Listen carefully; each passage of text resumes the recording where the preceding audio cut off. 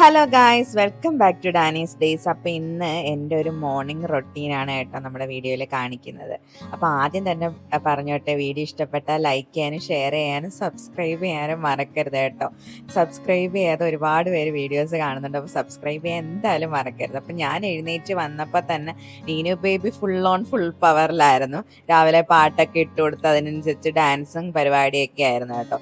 ഞാൻ കുറച്ച് വെള്ളമൊക്കെ കുടിച്ചിട്ട് നീനു ബേബി ആയിട്ട് കുറച്ച് സമയം സ്പെൻഡ് ചെയ്ത് കേട്ടോ. രാവിലെ നീനു ബേബി ഫുഡൊക്കെ ഓൾറെഡി കഴിച്ചിട്ടാണ് ഇരിക്കുന്നത്.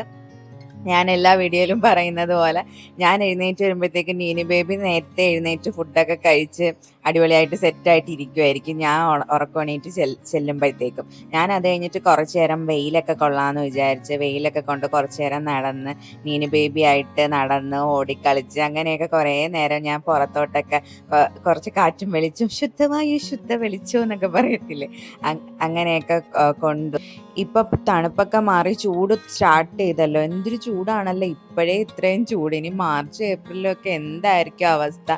എൻ്റെ നീനു ബേബീനെ ഞാൻ പ്രഗ്നൻ്റ് ആയിട്ടിരുന്ന സമയവും ഇതേ ഒരു സമയം തന്നെയാണ് കേട്ടോ.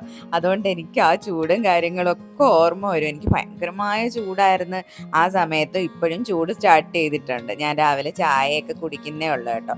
ചായയൊക്കെ കുടിച്ചിപ്പോൾ ഞാൻ ബ്രേക്ക്ഫാസ്റ്റിൻ്റെ കൂടെ ചായ കുടിക്കാറില്ല. ഞാൻ ചായ കുടിച്ചതിന് ശേഷമാണ് ബ്രേക്ക്ഫാസ്റ്റ് കഴിക്കുന്നത്. നീനും അതിൻ്റെ ഇടയ്ക്കൂടെ വന്ന് ഓരോ ഉരുളയും ചിലപ്പോൾ കഴിക്കാനൊന്നുമില്ല, ചിലപ്പം ഒന്നോ രണ്ടോ ഉരുളയൊക്കെ കഴിക്കും. അപ്പം ഞാനും നീനു ബേബിയുടെ ഒരുമിച്ചിരുന്ന് ബ്രേക്ക്ഫാസ്റ്റ് കഴിക്കുവാണ്. കുറച്ച് അവക്കും കൊടുത്ത് കുറച്ച് ഞാനും കഴിച്ച്. പിന്നെ ഇവളിപ്പം വെള്ളത്തിന് ലള്ളം എന്നൊക്കെ വന്ന് പറയാറുണ്ട് കേട്ടോ. അപ്പോൾ അത് അങ്ങനത്തെ വേർഡ്സൊക്കെ പറയാൻ തുടങ്ങിയിട്ടുണ്ട്, അവൾക്ക് ആവശ്യമുള്ള വേർഡ്സൊക്കെ. അത് കഴിഞ്ഞിട്ട് ഞങ്ങൾ രണ്ടുപേരും കൂടെ ഒരു പഴം കഴിച്ചു. അത് കഴിഞ്ഞിട്ട് ഇപ്പം നല്ല ചൂടും കാര്യങ്ങളൊക്കെ അല്ലേ, അപ്പോൾ എപ്പോഴും ഹൈഡ്രേറ്റഡ് ആയിട്ടിരിക്കണം.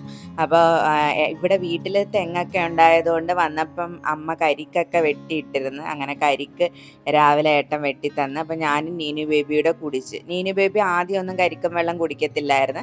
ഇപ്പം ഞാൻ പറഞ്ഞില്ലേ, ഫുഡ് റൊട്ടീനിലൊക്കെ കുഞ്ഞുങ്ങൾക്ക് പെട്ടെന്നാണ് ചേഞ്ചസ് വരുന്നത്. അവർക്കിടെ ഇഷ്ടങ്ങളൊക്കെ എപ്പോഴും മാറി മാറി വരും. അതുകൊണ്ട് ഒരു ഫുഡ് ട്രൈ ചെയ്തിട്ട് ആദ്യം കഴിച്ചില്ലെന്നും പറഞ്ഞ് പിന്നെ ട്രൈ ചെയ്യാതിരിക്കരുത്. ഞാനും നീനു ബേബിയുടെ ഒരുമിച്ചാണ് വെള്ളം കുടിച്ചത്. പക്ഷെ കരിക്ക് അതിനു വേണ്ടി അതിനകത്തൊന്നും ഇല്ലായിരുന്നു. അത് കഴിഞ്ഞിട്ട് ഈ ചൂട് കാരണം തന്നെ ഞാൻ രാവിലെ കുളിക്കാമെന്ന് വിചാരിച്ചു. അപ്പം ഇപ്പം ഹെയറും സ്കിന്നും ഒന്നും ശ്രദ്ധിക്കാറേ ഇല്ല. നല്ല ഡാൻഡ്രഫൊക്കെ വന്ന് തുടങ്ങി. അപ്പോൾ ഞാൻ ഇത് ഒരു വീഡിയോയിൽ കണ്ടതാണ്. കറ്റാർവാഴയും പഞ്ചസാരയും കൂടെ മിക്സ് ചെയ്തിട്ട് തലയിൽ തേച്ചിങ്ങനെ ഉരച്ച് കഴിഞ്ഞാൽ ഡാൻഡ്രഫ് മാറുമെന്ന്. ഇത് എത്ര ദിവസം ഇത് കണ്ടിന്യൂ ചെയ്യുമെന്നൊന്നും ഉറപ്പില്ല. എന്നാലും സമയം കിട്ടിയപ്പം വീട്ടിലാണെങ്കിൽ ഈ കറ്റാർവാഴ ഉണ്ടെന്നാലും. അപ്പോൾ അങ്ങനെ ഞാൻ കുറച്ച് നേരം കറ്റാർവാഴയൊക്കെ തേച്ച് നേരെ കുളിച്ച് ഫ്രഷായി വന്ന്. ഇത് ഞാനിപ്പോൾ തേക്കുന്നത് ഉലുവയും നമ്മുടെ പാലുണ്ടല്ലോ, പാലാണ് കേട്ടോ. അത് സ്കിന്നിന് നല്ലതാണ്. ഞാൻ പണ്ടൊക്കെ ഉപയോഗിക്കുമായിരുന്നു, പിന്നെ എവിടെയോ വെച്ച് നിർത്തി. അത് കഴിഞ്ഞിട്ട് ഇപ്പോൾ ഞാൻ വീണ്ടും തുടങ്ങിയിട്ടുണ്ട്. ഇതും കണ്ടിന്യൂ ചെയ്യാനൊന്നുമല്ല, ചിലപ്പോൾ 1-2 ദിവസം യൂസ് ചെയ്യാനായി. അത് കഴിഞ്ഞിട്ട് വീണ്ടും പഴയപടി തന്നെ മുഖത്തത് തേച്ചുകൊണ്ട് നേരെ ഞാൻ പയറരിയാനായിട്ട് വന്ന്. പയറ് മെഴുക്കുവരട്ടി വെക്കാൻ വേണ്ടിയിട്ടാണ് കേട്ടോ. പയറ് മെഴുക്കുവരട്ടി വെക്കുന്നത് വെള്ളം ഒഴിച്ചിട്ടാണ് കേട്ടോ. എണ്ണ ഒഴിച്ച് മെഴുക്കുവരട്ടി വെക്കാറുണ്ട്. ഇപ്പം എന്തായാലും വെക്കാൻ പോണത് വെള്ളം ഒഴിച്ചിട്ടാണ്, കാരണം എണ്ണയുടെ കണ്ടന്റ് കുറയ്ക്കാമെന്ന് വിചാരിച്ചു. അത് കഴിഞ്ഞതിന് ശേഷം ഞാൻ ഒരു പഴം അകത്താക്കി. ഞാൻ പറയാറുണ്ടല്ലോ, ഇടയ്ക്കിടയ്ക്ക് എനിക്ക് നന്നായിട്ട് വിശക്കും. അപ്പോൾ കുറച്ച് ഇങ്ങനെ എന്തെങ്കിലുമൊക്കെ കഴിക്കും. ഒറ്റയടിക്ക് കഴിക്കാൻ പറ്റത്തില്ല എല്ലാം കൂടെ. പഴം കഴിച്ചതിന് ശേഷം ഞാൻ മുഖത്തെ കലാപരിപാടികളൊക്കെ നല്ല വാഷ് ചെയ്ത് കളഞ്ഞ്. അപ്പോഴത്തേക്കും അമ്മ പാല് കാച്ചിക്കൊണ്ട് വന്നു. അങ്ങനെ പാലും ബിസ്ക്കറ്റും അകത്താക്കി കേട്ടോ. ഈ വോയിസ് ഓവറിൻ്റെ ഇടയ്ക്ക് ഞാൻ എത്ര തവണ അപ്പം പറഞ്ഞൊന്നും അറിയത്തില്ല. കുറേ തവണ അപ്പം അത് കഴിഞ്ഞാലൊക്കെ പറഞ്ഞിട്ടുണ്ടാവും. അതെൻ്റെ ഒരു സംസാര ശൈലിയാണ് കേട്ടോ. നീനു ബേബി ഇവിടെ മിസ്റ്റർ ബീൻ കണ്ടുകൊണ്ടിരിക്കുകയാണ്. അതിൻ്റെ ഇടയ്ക്ക് എൻ്റെ കയ്യിൽ നിന്ന് ഒരു ബിസ്ക്കറ്റും മേടിച്ചുകൊണ്ട് പോയി.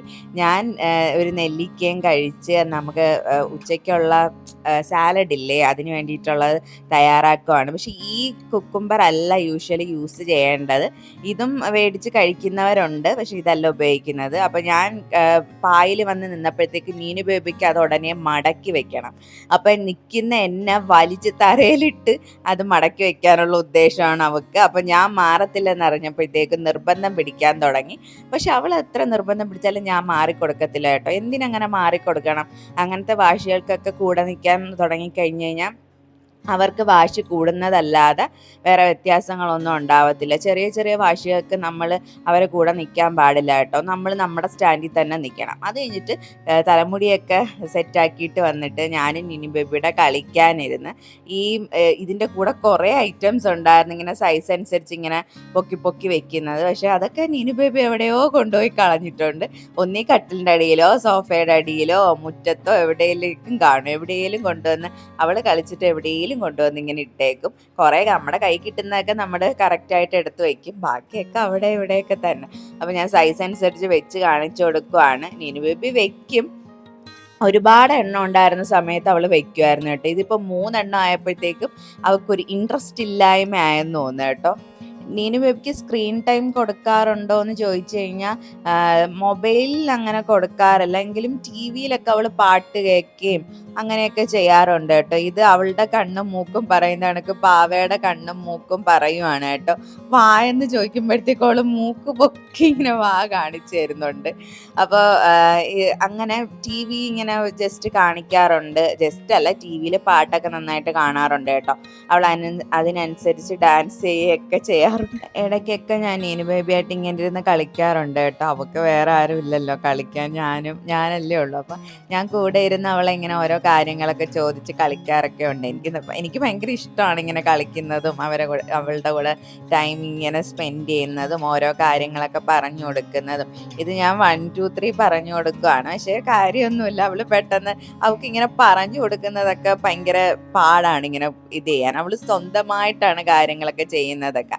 അത് കഴിഞ്ഞിട്ട് നീനു ബേബിയുടെ ഉറക്ക ടൈമായി. ഉറങ്ങാനുള്ള വ്യഗ്രതയാണ്. ഉറങ്ങാനായിട്ട് അവൾ തന്നെയാണ് എന്നെ റൂമിലോട്ട് മാക്സിമം വലിച്ചെടുത്തോണ്ട് പോയത് കേട്ടോ. അവൾക്ക് ഉറക്കം വരുന്ന ടൈമിൽ അവൾ ചെവിയൊക്കെ തടവി അവൾ തന്നെ എന്നെ വലിച്ചോണ്ട് റൂമിൽ കൊണ്ടുപോകും. അങ്ങനെയാണ് കേട്ടോ പതിവ്.